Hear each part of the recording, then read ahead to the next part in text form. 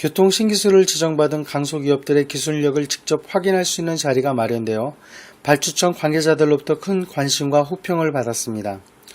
국토교통부 산하 국토교통과학기술진흥원은 지난 14일 발주청 관계자들을 초청해 교통신기술 개발사들을 직접 찾아가는 2014년 교통신기술 현장교육을 실시했습니다. 이날 현장교육에 참석한 9개 발주청 관계자 20여 명은 교통신기술 개발사들이 소재한 대전광역시와 경기도 군포시를 오고 가며 바쁜 하루 일정을 보냈습니다. 참석자들은 대전역을 출발해 대전 대덕단지에 소재한 주식회사 진압을 방문해 교통신기술 제15호 고상 플랫폼 승하차용 자동 슬라이딩 스텝 시스템 제작 기술에 대한 업체 관계자의 설명을 들었습니다. 주식회사 진압 박민웅 팀장의 말입니다. 스텝 시스템 개발에 대해서 설명드리겠습니다. 저희는 국가 R&D를 통해서 TR100 모급부터 해서 시작품 TR300까지 개발이 완료되었습니다. 그래서 저 TR300이라는 제품이 교통신기술 제15호로 지정이 되었고요. 교통신기술 15호로 지정이 된 후에 저희가 TR500이라는 모델로 업그레이드를 실시를 했습니다.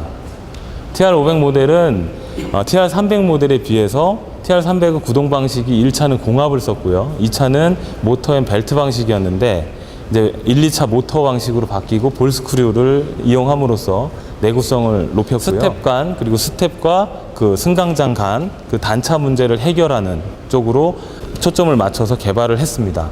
그래서 발걸림 없는 편리한 탑승 그리고 장애 후 휠체어 탑승이 가능하고 안전을 위한 가이드 램프도 설치가 되어 있고 기밀과 무관한 내부 설치를 통해서 고속 차량에도 적용 가능하게끔 그렇게 개발이 되었습니다.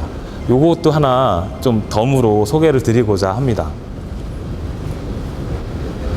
저희가 개발한 거는 일단 두 가지 모델인데 그 중에 오늘은 첫 번째 하나의 모델만 일단 공개를 하려고 합니다. 그리고 다음 주에 있을 그 국토기술 신기술 대전에 저희가 부스가 참가를 하는데 그때는 요거보다 한층 업그레이드된 모델이 나올 겁니다. 지금까지 간단한 설명을 마쳤고요. 이제 시연을 통해서 구체적인 설명을 드리도록 하겠습니다. 시스템이 탑재된 상황입니다. 먼저 열차가 저상홈에서 계속 다니다가 이제 고상홈에 도착을 했을 때 도착을 하면 일단 저 1차 스텝이 진출하게 됩니다. 1차 스텝. 예. 1차 스텝이 진출한 상태에서 여러 가지 안전 조치는 취해지겠죠. 거기 발 빠지거나 여기 장애물 감지 센서라든지 이런 건 다 구비가 되어 있는 상태고요.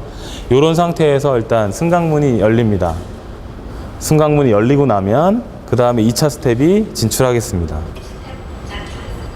이 속도, 그러니까 공합에 의한 속도라든지 이 모터에 의한 속도는 변경 가능하기 때문에 일단 컨셉만 보시면 되겠습니다.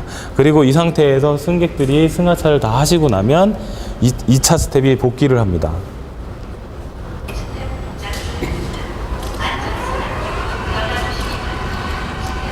복귀가 되고 승강문이 닫히고 그 다음에 열차 출발을 하기 전에 다음 역이 고상홈이면 그대로 있고요. 다음 역이 이제 저상홈일 경우는 계단을 이용해야 되기 때문에 복귀를 하게 되겠습니다. 지금 보시면 아시다시피 지금 단차가 심각하게 좀 있습니다. 이런 문제들을 저희가 이제 해결하고자 계속 노력을 했고 그 모델이 이제 저쪽에 있는 모델이 되겠습니다. 요거는 일단 여기서 시연을 마치겠고요. 먼저 똑같습니다. 개념은 똑같고 이 열차가 저상 전용 차량인 열차가 고상홈에 일단 도착을 했습니다. 그러면 1차 스텝이 진출하겠습니다. 이제 안 보이는데 이따가 보여드리겠습니다. 그리고 승강문이 열리겠습니다. 승강문이 열리면 이제 2차 발판이 진출하겠습니다.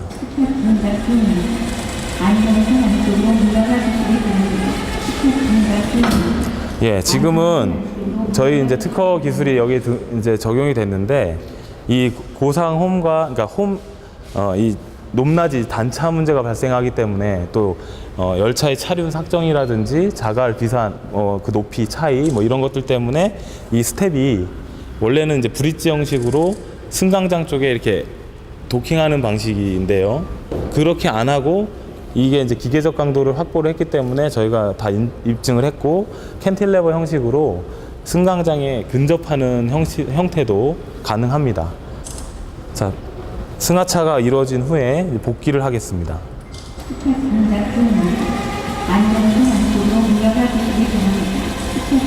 이렇게 되고 이제 승강문이 닫히고, 아까 말씀드렸다시피 다음 역이 고상홈이면 저 상태로 그냥 진행을 하는 겁니다. 그리고 1차 발판이 복귀를 하게 되겠습니다. 이게 이제 도시철도 차량이라고 생각을 하고, 이게요. 이 도시철도 차량이 정위치를 합니다. 승강장에 정위치를 하면 이 센서가 일단 차량 정위치임을 인식을 하고요.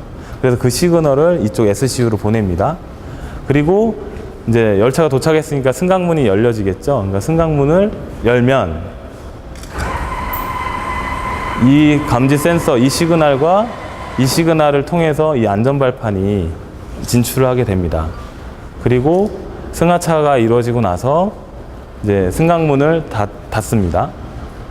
닫으면 이 센서에 의해서 감지를 해서 어느 정도 닫혔을 때 문이 들어오고요. 발판이 들어오고요.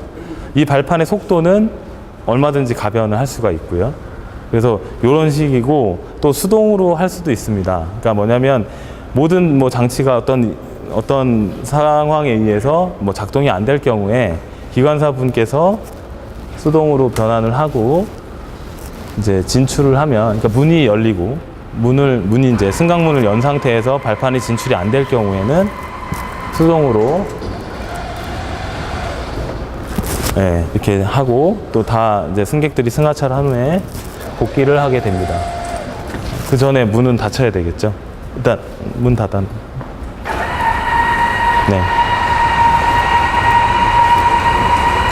그래서 이 기술 같은 경우는 지금 이제 계속 업그레이드를 하고 있습니다. 뭐냐면 당연히 단차 문제를 없애야지만 장애우분들 휠체어 탑승이 가능하고요. 그 다음에 앞으로 이제 계속 연구 개발을 하고 있는 그런 제품이 되겠습니다. 곡선 승강장에서 더 많이 이격이 되니까요. 그런 부분에 장애우들만이라도 좀 설치하면 어떨까, 이런 바람으로 그래서 일단 개발을 하고 있습니다. 이게 만약 차후에 유지 보수라든가 그런 거 할 때는 네. 이 발판 부분은 어떤 식으로 시공이 되는 거예요? 그러니까 저희가 지금 여러 가지를 검토를 하고 있는데, 그 중에 이 제품 같은 경우는 일단은 승강장에 매립하는 상황입니다. 그래서 승강장 한 100mm, 한 95mm 정도를 일단 걷어내고 요거를 안착시킨 다음에 설치를 하기 때문에 이 제품 같은 경우는 그냥 뒤에서 이 부분만 이렇게 드러내고 점검하면 되니까 유지보수성은 높은데, 또 PSD 밑부분에 보면 여러 가지 간선물이라든지 알루미늄 프로파일이라든지 여러 가지 또 많이 토목 건축물들이 있더라고요. 그러니까 그런 것들 때문에 또 다른 방식, 접이식이나 리프팅이나 여러 가지 방식들이 또 있어서 그런 것까지 지금 저희가 다 아우러서 개발을 하고 있습니다. 네. 곡선 승강장에서 더 많이 이격이 되니까요. 그런 부분에 장애우들만이라도 좀 설치하면 어떨까, 이런 바람으로 그래서 일단 개발을 하고 있습니다. 이게 만약 차후에 유지 보수라든가 그런 거 할 때는 네. 이 발판 부분은 어떤 식으로 시공이 되는 거예요?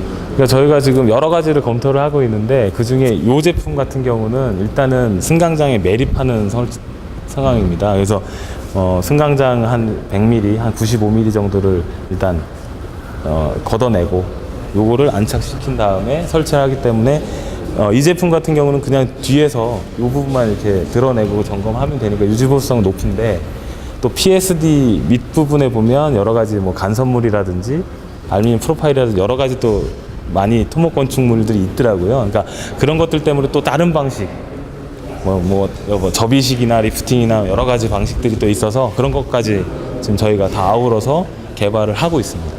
파스너 분야의 리딩 컴퍼니인 주식회사 진압은 글로벌 경쟁력으로 세계 시장에서 기술의 진가를 발휘하며 기술의 우수성을 인정받고 있습니다. 이어 한국건설기술연구원과 주식회사 언맨드솔루션, 주식회사 로드코리아, 주식회사 한국인프라, 서울시립대학교 산학협력단이 공동 개발한 교통신기술 제16호 자동으로 도로 정보를 조사 분석하여 도면화하고 도로의 안전을 점검할 수 있는 기술에 대해 건설기술연구원 신성필 전임연구원의 소개가 있었습니다. 건설기술연구원 신성필 전임연구원입니다.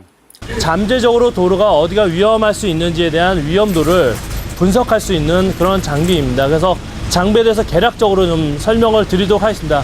보시다시피 장비에는 여러 가지 센서들이 장착이 되어 있습니다. 그래서 기본적으로 이 차량의 위치를 수집할 수 있는 GPS 센서와 그 다음에 여러 가지 자세를 수집할 수 있는 그런 센서가 있어서 차가 도로를 주행함으로써 차량이 그 주행한 궤적을 이용해서 도로가 직선인지 곡선인지, 곡선이면은 곡선 반지름이 얼마나 되는지, 그 다음에 차가 도로가 오르막인지 내리막인지, 그러면 오르막일 땐 몇 퍼센트, 내리막일 땐 몇 퍼센트인지에 대한 정보를 자동으로 수집할 수 있도록 되어 있습니다. 그 다음에 앞에 보시는 이 카메라가 3대가 장착이 되어 있고 그 위에 네모난 박스가 레이저입니다. 그래서 이 카메라로서 도로에 대한 정보를 저희가 자동으로 사진을 촬영을 하고 또 수집된 정보를 이용해서 이 시설물에 대해서 교통안전 표지를 자동으로 분석할 수 있는 시스템이 장착되어 있습니다. 그래서 그 부분에 대해서 안에서 조금 이따 저희가 프로그램으로 보여드리도록 하겠습니다. 그 다음에 이 뒤에 보시는 이 레이저, 보시면 이 레이저 센서가 있는데 레이저 센서를 이용해서 이 도로 주변에 시설물, 가드레일과 중앙분리대가 있는지 없는지 여부를 판단을 하고 또한 도로 폭을 저희가 계측을 합니다. 그래서 저희가 도면을 만들 때 가장 중요한 그 도로 폭에 대해서도 이 시스템이 자동적으로 계측을 할 수 있도록 하고 있습니다. 또한 이 아래로 보이는 이 카메라, 또 이 카메라와 레이저 센서가 있는데 이 센서를 이용해서 포장면의 소성 변형, 포장면이 울퉁불퉁한지를 저희가 정보를 수집하고 도로가 오르막인지 내리막인지에 대한 정보가 같이 합성이 돼서 비가 오게 되면 이 도로면에 물이 고일 수 있는 그런 구간에 대해서 저희가 또 자동적으로 분석을 해서 배수 문제 구간이 있는 구간에 대해서 안전도를 또 평가를 하도록 되어 있습니다. 그 다음에 여기에 지금 보이지는 않지만은 이 차량 아래측에 노면 온도 센서가 장착이 되어 있습니다. 그래서 저희가 상대적으로 노면 온도가 떨어진 지역이 있습니다. 뭐 터널 그 진출진입부라든지 아니면은 교량부, 산지 이런 데는 노면 온도가 상대적으로 낮은데 아까 말씀드린 이 도로 배수 부분과 노면이 낮은 같은 경우는 동절기에 도로에 대한 결빙이 발생할 수 있다라고 저희가 안전도를 분석할 수 있도록 했습니다. 그래서 실제 이 차량에 대해서 뭐 가까이 오셔서 보시면은 현재 차량에 대한 계측되는 정보가 현재 이 컴퓨터를 통해서 계측이 되고 있고 저희가 계측된 정보를 이용해서 또한 나중에 사무실에서 분석을 하게 됩니다. 그래서 정보를 이용해서 분석하는 건 저희가 저 회의실에서 좀 더 상세히 설명을 드리도록 하겠습니다. 차가 진행해야 이게 나오는 거 아니에요? 예, 맞습니다. 지금 이게 서 있기 때문에 사람들이 왔다 갔다 거리기 때문에 이게 지금 사람이 인식이 돼서 사람이 인식되는 거예요? 예. 그럼 이게 지금 현재 운영 중인 거야? 아니면 앞으로? 지금 공단에서 지금 하고 있어요? 운영을 하고 있고 건견에도 이것보다 좀 더 작은 차, 지금 이거 촬영을 다 개조를 한 건데 산타페에다가 위에다가 그냥 아예 센서를 얹은 굉장히 좀 더 간편화된 시스템으로 저희가 개발을 하고 있습니다. 이날 참석자들은 대전에서의 현장 교육 일정을 마치고 경기도 군포시에 소재한 주식회사 소명으로 자리를 옮겨 교통신기술 제20호 지능형 DCU와 기계식 잠금 장치를 구비한 철도 차량용 출입문 시스템 기술에 대해 임진만 부사장으로부터 소개를 받았습니다. 저는 주식회사 소명의 부사장 임진만입니다. 1시간 동안 저희가 설명을 드려야 되는데 사실 설명드리고 싶은 내용은 굉장히 많거든요. 근데 시간이 부족하기 때문에 위에서 설명드릴 내용을 좀 간략하게 생략하도록 하고요. 그 다음에 밑에 내려가시면 실제 저희 물건이 있습니다. 그걸 가지고 실제 구현되는 모습을 보여드리면서 나머지 설명을 대신할까 합니다. 네, 저희 회사는 약 14년 전에 전동차 출입문에 쓰이는 요 DCU, 도어 컨트롤 유닛이라는 건데요. 자동 출입문의 두뇌부에 해당하는 것입니다. 요것만이라도 한번 국산화해보자 라는 인천지하철공사의 제안에 의해서 소명이 DCU 개발을 하게 됩니다. 참고로 말씀드리면 이 DCU를 자국에서 자체적으로 생산할 수 있는 나라가 지금 현재도 전 세계에서 몇 나라 되질 않습니다. 그 자체로 만드는 것이 굉장히 복잡하고 어렵습니다. 사람의 생명과 안전과 아주 직결이 되어 있는 부분이기 때문입니다. 그래서 저 DCU의 아주 미약한 부분이라도 고장이 나면 유럽 기술에 의존하고 있었던 한국은 그때그때마다 굉장히 어려움을 겪을 수밖에 없었습니다. 거기에 대한 성과는 지금 전 세계의 어느 나라의 DCU보다 훨씬 더 스마트하고 더 안전한 그런 DCU를 우리가 확보했다라고 자부할 수 있습니다. 그 이후에 영업에 들어간 소명은 지금 대한민국에 돌아다니는 거의 모든 전동차의 DCU는 다 저희 회사가 공급한 제품입니다. DCU 개발에 성공한 소명은 이 잠금장치 개발을 하기 위해서 노력을 하게 됩니다. 무려 8년이 걸렸습니다. 기계식 잠금장치는 비교해 봤을 때 모든 부분이 다 좋습니다. 쇠가 부러져 나가기 전에는 고장이 날 일이 없고요. 그 다음에 애초에 그 제작할 때 코스트가 낮고 구조가 심플하기 때문에 고장의 요인이 적습니다. 그 다음에 유지보수 거의 들지 않는 반영구 타입이고요. 그 다음에 주기적인 교체할 필요 없습니다. 가장 중요한 거, 어떠한 전기식 잠금장치보다 안전하다라는 겁니다. 그런데 이렇게 좋은 기계식 잠금장치가 세계적으로 프랑스의 페이벌리사 하나밖에 없었습니다. 저희 소명이 극복하고자 했던 것은 바로 이것이 아니라 바로 이 기계식 잠금장치였습니다. 굉장히 어려웠습니다. 저희 나름대로 기술에 자부심을 느끼는 회사인데 꼬박 8년 걸렸습니다. 좀 이따가 밑에 내려가서 저희 소명의 기계식 잠금장치와 세계 1등인 프랑스 페이버리의 잠금장치를 비교해서 여러분들 보실 수 있습니다. 우리는 지금 전 세계 어떤 나라의 잠금장치보다 훨씬 안전하고 그 다음에 더 경제적이며 훨씬 더 메인터넌스나 그 이후에 관리에 유리한 잠금장치를 보유했다라고 자부하고 있습니다. 자, 잠금장치는 바로 여기 있습니다. 이게 바로 전 세계를 지배하고 있는 프랑스 페이버리의 기계식 잠금장치입니다. 전기식 잠금장치는 여러분들 가정에서도 많이 보셨습니다. 지문키, 번호키 이거 다 전기식 잠금장치입니다. 잠금 자체를 위한 별도의 동력이 필요합니다. 배터리라든지. 자, 그런데 이것을 자세히 보시면 잠금을 위한 별도의 동력 장치가 보이질 않습니다. 물리적으로, 기계적으로 출입문이 닫히면 저절로 잠기게 되어 있습니다. 알루미늄 채널을 타고 안쪽으로 한 5cm 정도 들어간 이 잠금장치 부분이 쭉 출입문이 닫히면서 따라가다가 완전히 출입문이 닫힐 때쯤에 양쪽에 포켓이라는 부분이 있습니다. 이 함정으로 똑 떨어지면서 빠지게 됩니다. 잠겼습니다. 자, 출입문을 당기면 천하장사가 당겨도 열리지 않습니다. 달리는 전동차는 어떠한 이유에서도 절대 열려서는 안 됩니다. 어떠한 이유에서도. 달리는 전동차의 출입문이 열리는 건 그 자체로 가장 위험한 상황입니다. 이거보다 어떻게 더 완벽하고, 이거보다 어떻게 더 단순하고, 이거보다 어떻게 더 경제적인 잠금장치를 개발할 수 있을까? 그래서 8년 걸렸습니다. 좀 이따가 저희 잠금장치를 보시면 아시겠지만 저희 것이 훨씬 더 안전하고 경제적입니다. 자, 프랑스 페이버리 출입문은요, 이렇게 유구뷰 방식의 볼 베어링 방식의 텔레스코프 방식을 쓰고 있기 때문에 소음이 납니다. 열고 닫을 때. 드르륵 소리 나죠? 자, 이렇게 소음이 나고 있고, 그 다음에 유구뷰 방식이기 때문에 제가 이렇게 손이 깨끗한데, 이렇게 만지면 이렇게 검게 기름이 묻어나옵니다. 저희 것은 무구뷰 방식입니다. 기름을 쓰지 않기 때문에 이런 기름 찌꺼기 같은 것들이 우리나라 돈으로 한 6조 정도 이렇게 매출을 올리고 있는 독일의 크노르사 제품입니다. 크노르 이페라는 회사의 제품인데 우리나라 인천 지하철에서 쓰고 있습니다. 이 제품은 아까도 말씀드렸듯이 전 세계 프랑스 페이버리를 제외한 모든 회사 제품은 다 전기식 잠금장치라고 말씀드렸잖아요. 전기식 잠금장치입니다. 요게 바로 잠금장치 부위인데 이렇게 잠금 자체를 위한 별도의 동력이 따로 필요합니다. 이 눈으로 보기에도 이 자체로도 벌써 위험하죠. 어떤 전선에 이상이 있다든가 화재가 난다든가 했을 때 취약할 수밖에 없습니다. 그 다음에 이 안에 있는 부분들이 솔레노이드 방식이기 때문에 마모가 됩니다. 소모성이에요. 그래서 한 2년 정도 지나면 주기적으로 교체를 해줘야 됩니다. 실제로 인천 지하철 공사에서 출입문이 이렇게 살짝 열린 적이 있었습니다. 이게 뭐 대수냐라고 생각하실지 모르겠지만 굉장히 위험한 일입니다. 전동차가 달릴 때는 굉장한 풍압이 걸립니다. 게다가 서로 교행을 할 때는 곱하기 2. 그 다음에 그 교행하는 장소가 만약에 터널이다.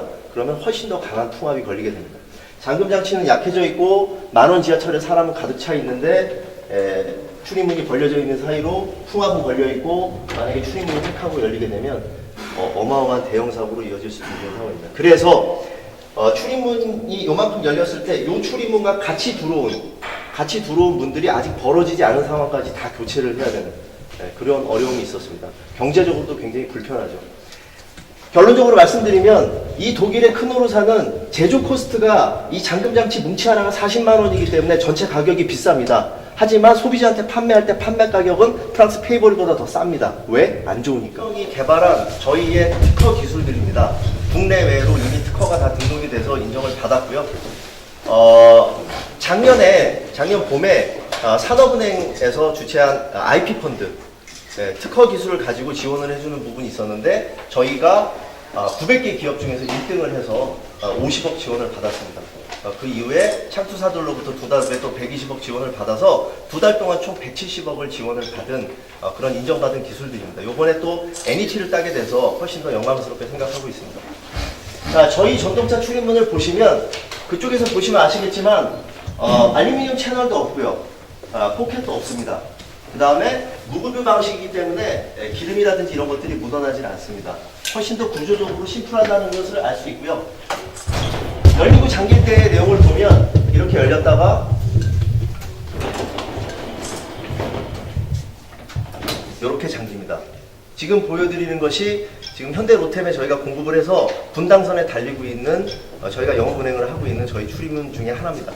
이게 바로 저희가 가지고 있는 잠금장치 중에 후크 타입이라는 것입니다. 여기서 잠금장치가 점점 진화하게 되는데요. 잠금장치에 대한 설명 좀 더 드리겠습니다. 이렇게 너트에 이렇게 롤러가 있고요.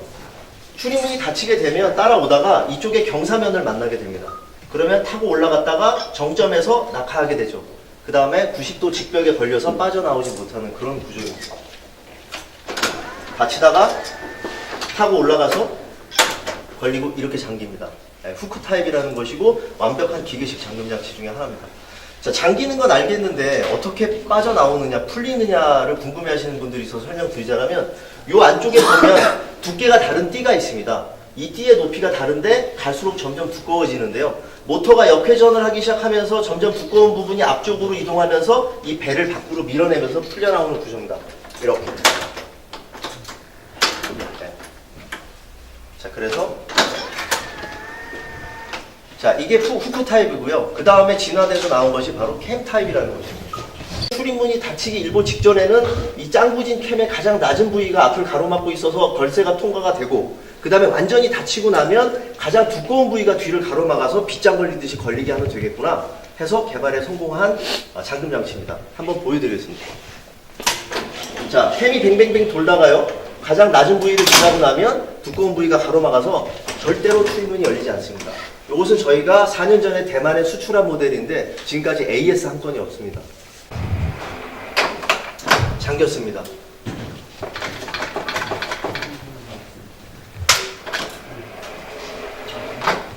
열리고 닫히는 소리 들으셨죠? 네, 굉장히 조용합니다. 아까 그 세계 1등인 프랑스 페이버리사 출입문 드륵드륵 열릴 때랑은 완전히 다르죠. 자, 요 놈은 보면 아까 후크 타입 제가 설명드릴 때 자세히 들으신 분은 아시겠지만 이쪽에 앞쪽에 붙어있는 롤러가 쭉 오다가 어떤 경사면을 만나서 타고 올라가다가 이렇게 떨어진 거 보셨죠? 그죠? 요렇게 오다가 이렇게 타고 올라가서 떨어진 거. 그 잠금 부분을 90도로 꺾어서 벽에다 붙여놨습니다. 이렇게. 양 끝에 보면. 그리고 롤러는 저 안에다가 심어놨습니다. 이 안쪽에. 그래서 이것이 타고 오다가 이 각도의 경사 각 안에 그 범위를 잡아 놓아서 어디서 만나든 간에 결국엔 정점으로 유도되고 그 다음에 낙하하게 됩니다. 그 다음엔 90도 직벽에 걸려서 빠져나오지 못하는 구조입니다.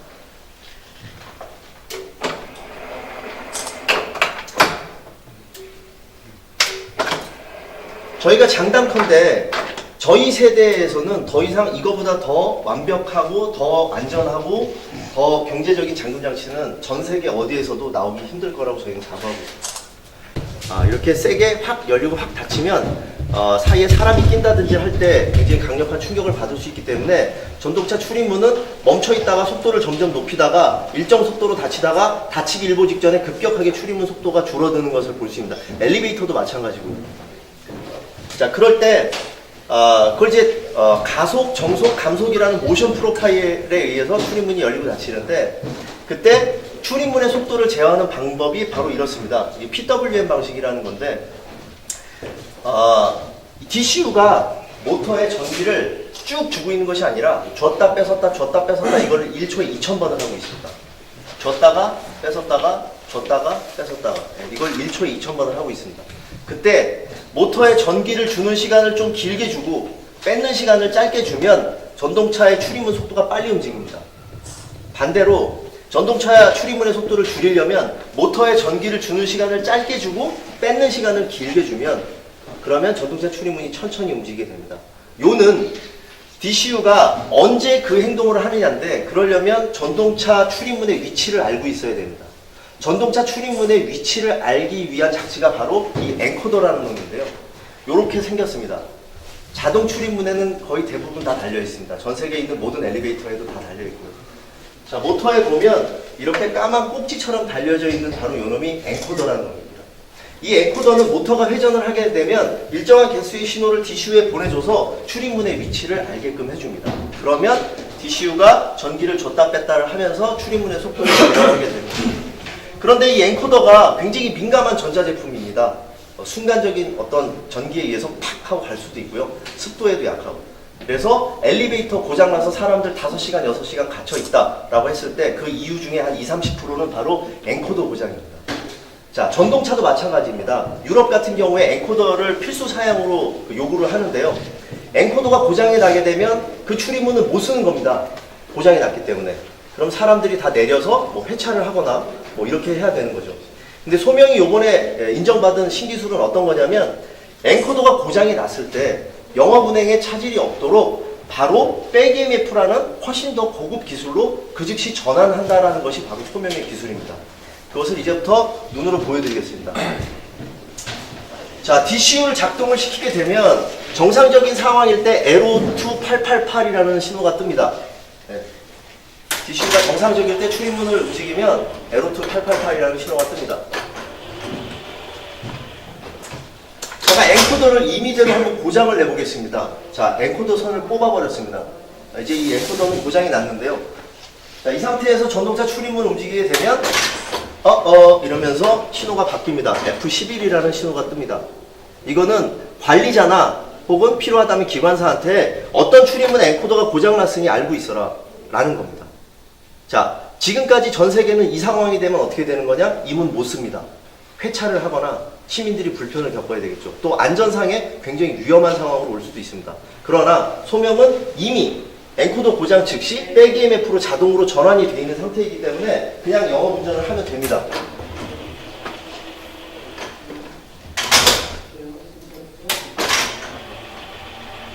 지금 엔코더가 없는 상태입니다. 엔코더가 뭔지, 자동 출입문에서 엔코더가 하는 역할이 뭔지를 아시는 분들은 지금 이 상황에서 굉장히 놀랄 수밖에 없겠죠. 자, 사람이 꼈을 때도 평소 출입문이 하는 것처럼 사람이 빠져나올 시간 주고 닫아주고, 원래 출입문이 하는 역할을 그대로 합니다. 엔코더 없이. 여기서 질문을 하죠. 이 상태에서 얼마나 계속 쓸 수 있습니까? 쭉. 계속. 24시간이 아니고요. 네, 쭉. 그럼 또 질문. 소명은 엔코더 필요 없네요? 네, 우리 엔코더 필요 없어요. 네, 엔코더보다 훨씬 더 고급 기술인 백EMF 기술로 이미 전환이 됐기 때문에 영업운전에 차질이 없습니다. 시민들도 불편할 일이 없겠죠. 자, 그 다음에 엔코더를 다시 살려보겠습니다.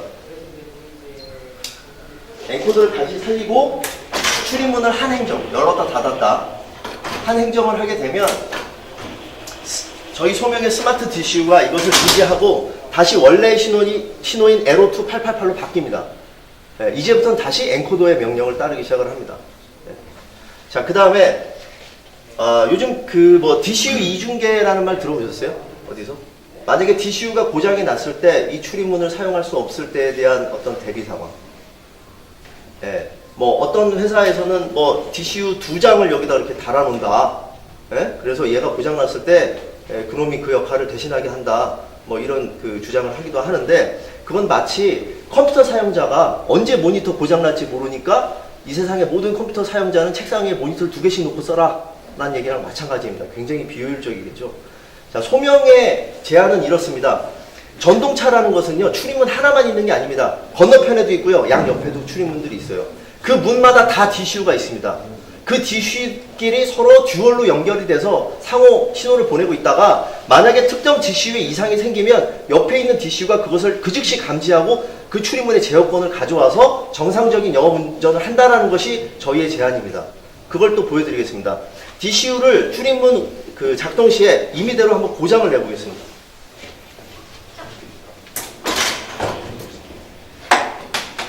DCU의 전원선을 아예 뽑아버렸습니다. 이것은 DCU가 부분적인 장애가 있는 것이 아니라 아예 먹통이 된 상태입니다. 자, 이렇게 되면 여러분들 전동차 출입문의 DCU는 각자 맡고 있는 출입문이 있어서 출입문마다 DCU가 한 장씩 있다는 것들 아실 겁니다. 자, 이 상태에서 전 세계 어디다가 얘기를 해봐도 이 DCU가 고장난 이 출입문은 사용할 수 없는 것입니다. 자, 그러나 이 DCU는 이미 인접한 DCU와 서로 통신을 하고 있다가 이상이 있는 것을 감지한 주변의 DCU가 이 출입문을 제어하고 있기 때문에 영업운전에 아무런 이상이 없습니다. 자, 작동을 시켜보겠습니다.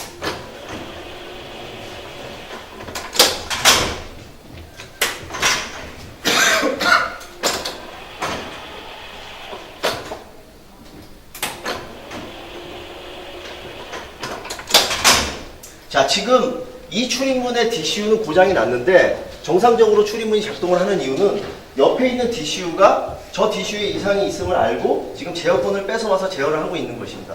자, 그리고 전동차 출입문에 대해서 전문가들 몇 분이 이 자리에 와 계신 걸로 알고 있는데요. 자, 이 대목이 정말 저희가 자랑할 수 있는 대목입니다. DCU는 자가 학습 기능이 있습니다. 자기 출입문의 상태와 레일의 상태를 그때그때 실시간으로 계속 체크를 하고 있다가 옆에 출입문이 닫히는 속도와 싱크를 맞추기 위해서 자기 출입문에 레일이 약간 휘었다 그러면 모터의 전기를 좀 더 세게 줘서라도 속도를 같이 맞추려고 하는 그런 노력을 합니다. 모든 DCU는 그런 자가학습 기능이 있습니다. 이 정상적인 DCU는 자기 출입문이 정상적으로 닫혔는데 옆에 고장난 DCU의 출입문까지 담당하고 있을 때 다른 상황이 주어졌을 때 어떻게 반응하는지 보시겠습니다. 자, 자기가 담당하고 있는 출입문은 정상적으로 닫힐 거고요. 옆에 죽어있는 DCU의 출입문에 사람이 낍니다.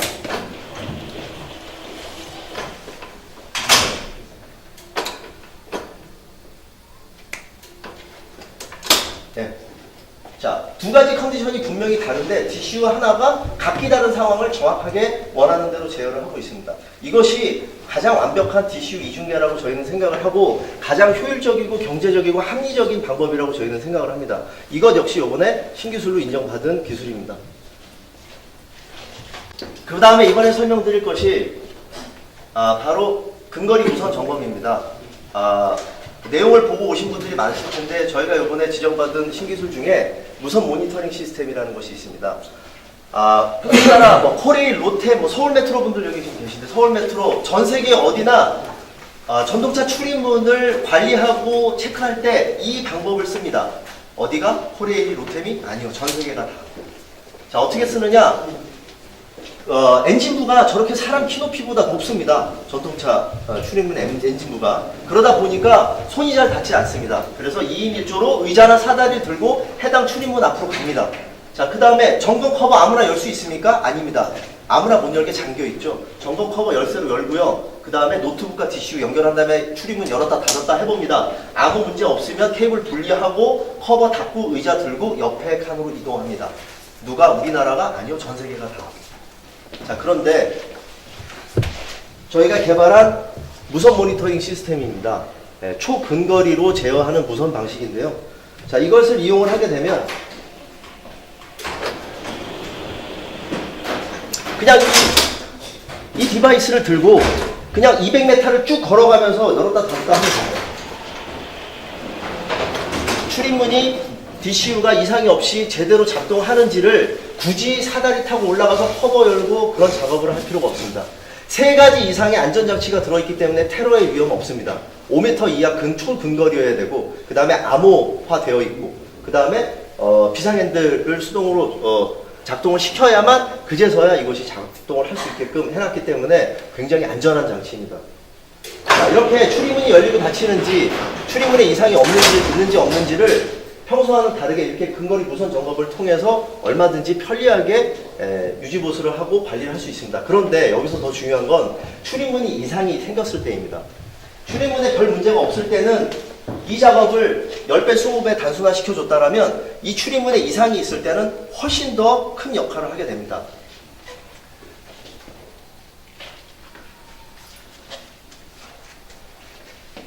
자, 제가 출입문 하나만 따로 이렇게 열어보도록 하겠습니다. 자, 출입문이 하나가 열리면서 이렇게 밑에 보시면 그래프로 이 출입문과 레일의 상태가 그대로 나타나게 됩니다. 지금 이렇게 일자로 쭉 선이 나오는 것은 출입문과 레일에 아무런 이상이 없다라는 것을 뜻합니다. 자, 기존에 이 전동차 출입문에 만약에 이상이 있고 뻑뻑하고 잘 안 열리고 안 닫힐 때는 어떻게 하냐면 사람들이 와서 수동으로 나사 브라켓 다 풀고 모터 띄어내고 이 80kg 되는 출입문을 뜯어냅니다. 그 다음에 눈으로 육안으로 보죠. 걸레로 한번 닦아보고요. 그 이상이 있는지 없는지를 정확하게 알 수 없으면 다시 재조립을 합니다. 그리고 작동을 시켜보고. 그 다음에 결론은 뭐냐면 이 출입문 좀 이상해. 이 출입문 왠지 좀 뻑뻑해. 이렇게 굉장히 추상적이고 모호한 결론을 내리게 됩니다. 하지만 이 분석 모드를 통해서 잠깐만 잡아주시겠어요? 다른 사람들 잘 볼 수 있게. 자, 제가 닫힘을 누른 다음에 인위적으로 제가 한번 레일의 문제를 한번 줘보겠습니다. 자, 400, 300, 200에서 150. 레일의 상태를 인위적으로 한번 레일에 장애가 있다라고 생각을 하고 뻑뻑하게 만들어 봤습니다. 여기 그래프를 보시면 정확하게 밀리미터 단위로 어떤 자리에서 얼마만큼의 피치가 떠서 장애가 있는지를 볼 수 있게 됩니다. 충분히 과학적이고 수학적으로 논리 있게 이 출입문의 장애 상태를 설명할 수 있는 대목입니다. 설명드릴 것이 조기 경보 시스템. 자, 여기 보시면 그 전 세계 어떤 DCU에서도 볼 수 없는 그 희한한 표시를 볼 수 있습니다. LED로 이렇게 조명이 되어 있는데요. 이게 뭐냐면 전동차 출입문은 레일에 의존하고 있습니다. 상부, 하부 레일에 의존하고 있습니다. 아니면 양쪽 다 의존하고 있든지. 레일에 의존하는 출입문은 그 자체로 시간이 지나면 고장이 날 수밖에 없습니다. 제가 예를 들어 드리면 우리가 새 아파트에 입주를 합니다. 베란다 문 한번 열어보십시오. 잘 열리죠? 정말 부드럽게 잘 열립니다. 하지만 3, 4년 지나보세요. 여보, 당신이 와서 이것 좀 열어봐요. 남자가 가갖고 열려고 해도 잘 안 열립니다. 뻑뻑하죠? 이유가 뭘까요? 누가 발로 차서? 아닙니다. 레일에 의존하고 있는 분들은요, 레일 자체가 여름, 겨울 온도, 습도를 대하면서 계속 이완과 수축을 반복을 하다가 결국 제자리를 못 찾게 되어 있는 것이 바로 레일의 특성입니다. 전동차 출입문은 여러분들도 아시다시피 레일에 의존을 하고 있습니다. 레일이 온도에 의해서 또 계절에 따라서 또 사용자의 어떤 상황에 따라서 또 승객들의 어떤 여러 가지 그 뭐 부딪힘과 뭐 이런 것들에 의해서 변형이 이루어지게 됩니다. 자, 그랬을 때 DCU가 어떤 짓을 하냐면 사람의 간 같은 짓을 합니다. 고장나기 전까지 완벽하게 평소와 똑같이 반응을 합니다. 만약에 레일이 휘면 모터에 전기를 세게 줘서라도 그 순간을 빨리 지나갈 수 있도록 그렇게 도와줍니다. 그러다 보니까 육안으로는 이게 곧 고장날 문인지 아니면 멀쩡한 문인지 알 수가 없어요. 그렇게 멀쩡하게 출입문을 제어하다가 어느 순간에 한 번에 캡 하고 쓰러집니다. 그게 전동차 출입문의 특성입니다. 그래서 저희가 DCU에다가 입을 달아줬습니다. 말하라고. 네가 지금 출입문을 열고 닫는데 편안하게 열고 닫는 거야? 아니면 힘들게 열고 닫는 거야? 아니면 곧 죽을 것 같아? 말 좀 해. 그래서 저희가 조기 경보 시스템이라는 이름으로 이렇게 DCU가 자기가 맡고 있는 출입문의 상태를 적극적으로 설명할 수 있도록 이렇게 표시를 해놨습니다. 거기에 대한 예를 들어드리면 저 가운데 있는 초록색 상태바가 그냥 초록색으로 켜 있습니다. 그죠? 근데 만약에 저기에 어떤 장애가 생기면 초록색 불이 깜빡거리기 시작할 겁니다. 그러다 장애가 더 심해지면 노란불이 들어오고요. 그 다음에 고장나기 직전까지 가면 빨간불까지 들어오게 됩니다. 자, 저희가 한 이 정도 힘으로 한번 압박을 가해서 출입문에 자, 이 상태로 누른 다음에 출입문을 열게 되면요. 자, 초록색 불이 깜빡거리기 시작을 합니다. 그죠? 뭔가 이 출입문에 이상이 생겼다라는 것을 사전에 알 수 있죠. 하지만 여러분들 자세히 보세요. 출입문 열리고 닫힐 때 이상이 있는지 육안으로는 전혀 구분할 수 없습니다. 육안으로는 절대로 어떤 압박을 가할 때와 안 할 때 차이가 없습니다. 자, 이번엔 좀 더 힘을 세게 줘보겠습니다. 자, 한 이 정도 힘을 줘보겠습니다. 자, 이제 노란불이 들어왔습니다. 그죠? 아까보다 상태가 더 심각해졌다는 거죠. 계속 보여드릴 수 없으니까 이번에 힘을 있는 대로 높여서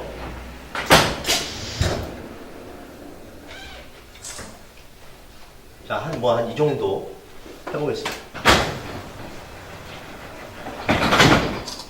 자, 여기 위에 보시면 이제 빨간불까지 들어왔습니다. 그죠? 출입문이 열리고 닫히는 데 있어서 방해를 받는 힘이 커지면 커질수록 이 그래프가 그 크기에 따라서 다른 색깔로 표시를 해주면서 저기요 관리자분들 저 이상하거든요. 저부터 좀 메인터넌스 해주세요. 저부터 좀 봐주세요. 라고 적극적으로 자기 출입문의 상태를 설명하고 있는 것입니다. 레일에 의존하다 보니까 시간이 지나면서 점점 출입문이 노화되고 그 다음에 이렇게 열리고 닫히는데 장애가 생기다가 결국에는 못 참고 고장나는 것. 이 두 가지가 전동차 출입문의 가장 많은 그 고장 사례입니다. 지금 여러분들한테 설명드린 DCU 이중화를 통해서 DCU가 전기적인 쇼트에 의해서 한 번에 갑자기 고장이 났을 때 듀얼 시스템에 의해서 제어하는 것들을 보여드렸고 그 다음에 레일에 의존하는 문이기 때문에 시시각각 그 출입문의 상태가 계속 노화되고 안 좋아질 때를 대비해서 이렇게 조기경보 시스템을 통해서 사전에 소일고 외양간 고치는 것이 아니라 사고 난 후에 사람 다친 다음에 그 다음에 어떤 후처리하는 것이 아니라 이렇게 미연에 사전에 사고를 방지할 수 있는 기능이라고 할 수 있습니다. 이 두 가지 기술을 만약에 적절히 잘 활용한다면 전동차 출입문 고장나는 거 보기 힘듭니다. 철도 차량 전문기업 주식회사 소명은 수입에 의존해왔던 철도 차량 출입문 부품을 독자적인 기술로 국산화를 이루며 기술 종주국으로 국가 경쟁력을 제고한 초인류 기업으로 거듭나고 있습니다. 이번 교통 신기술 현장 교육을 주관한 국토교통부 신교통개발과 유병철 사무관은 직접 현장에 나와 교통 신기술의 보급과 확대를 발주청 관계자들에게 주문했습니다. 국토교통부 유병철 사무관입니다. 교통신기술 제도가 2010년에 생겨서 지금까지 약 한 3년 정도를 지나가고 있습니다. 저희가 한 20건 정도 교통신기술을 지정해서 활용 실적은 한 460억 정도 되고요. 오늘 이렇게 그 발주청에 교통 신기술 제도를 담당하고 계시는 분들을 모셔서 현장을 견학함으로써 앞으로 교통 신기술 지정된 기술을 확산 보급하는 데 기여하고자 합니다.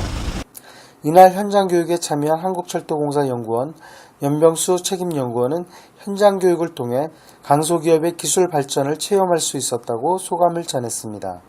한국철도공사 연구원 연병수 책임연구원의 말입니다. 오늘 처음으로 이렇게 좋은 진흥원에서 좋은 강소기업의 소개라든가 교통 신기술에 대해서 이렇게 이야기를 많이 했는데 다녀보면서 강소기업들이 좀 더 발전적인 이런 아이디어를 창출해서 신기술로 가는 것을 보고 너무 깜짝 놀랐고 철도인의 한 사람으로서 앞으로도 우리도 강소기업과 함께 좋은 어떤 발전의 기회가 됐으면 좋겠다라고 생각을 합니다.